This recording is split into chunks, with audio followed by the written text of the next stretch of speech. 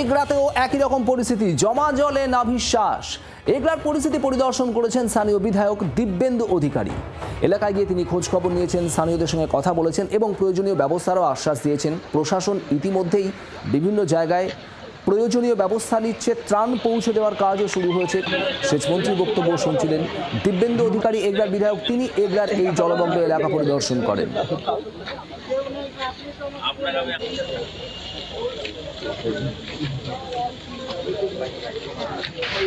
প্রাকৃতিক দুর্যোগ বিদ্যুতের ফলে বিভিন্ন জায়গায় দীর্ঘ প্রায় 10-12 বছর জল নিকাশির সংস্কার হয়নি, কচুরিপানা, অবৈধ কিছু নির্মাণ, এর ফলে বহু জায়গায় জলমগ্ন হয়ে পড়েছে।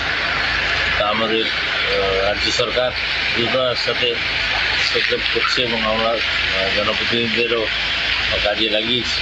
আমরা নিজেরা এলাকায় আছি, বিভিন্ন এলাকায় যাচ্ছি যেখানে অবৈধভাবে মাছ চাষের নাম করে জাল দিয়ে জলকে অবরুদ্ধ করে রাখার চেষ্টা হচ্ছে, সেগুলো আমরা নিজেরাই তোলার ব্যবস্থা করছি।